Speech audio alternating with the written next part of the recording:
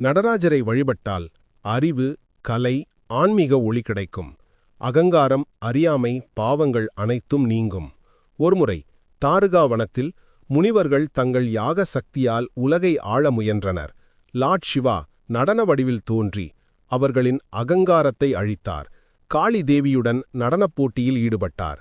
இறுதியில் சிவா உர்த்வ தண்டவா ஆடினார். காளி அந்த அசைவை காட்சிப்படுத்த முடியாமல் சிவா வெற்றி பெற்றார். அதனால் சிவாவின் ஆனந்த தாண்டவம் உலகின் படைப்பு, நிலை, அழிவு, மறுபிறப்பு அனைத்தையும் குறிக்கிறது. லார்ட் சிவாவின் நடராஜர் வடிவத்தை அர்ப்பணித்த தலம் அது சிதம்பரம் நடராஜர் கோயிலாகும். இது பஞ்சபூத ஸ்தலங்களில் ஒன்று. கோயிலின் நடராஜர் சன்னதி லார்ட் சிவாவை நடன வடிவில் காட்டுகிறது.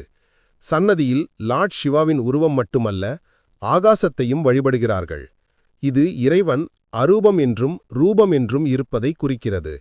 கலைஞர்கள், இசைக்கலைஞர்கள், நடனக் கலைஞர்கள் லார்ட் நடராஜரின் அருளைப் பெற இங்கு வழிபடுகிறார்கள். ஆருத்ரா தரிசனம் டிசம்பர் முதல் ஜனவரி வரை லார்ட் நடராஜரின் காஸ்மிக் டான்ஸை சிறப்பாக கொண்டாடும் நாள். ஆயிரக்கணக்கானோர் அந்த நாளில் சிதம்பரத்தில் தரிசனம் செய்கிறார்கள்.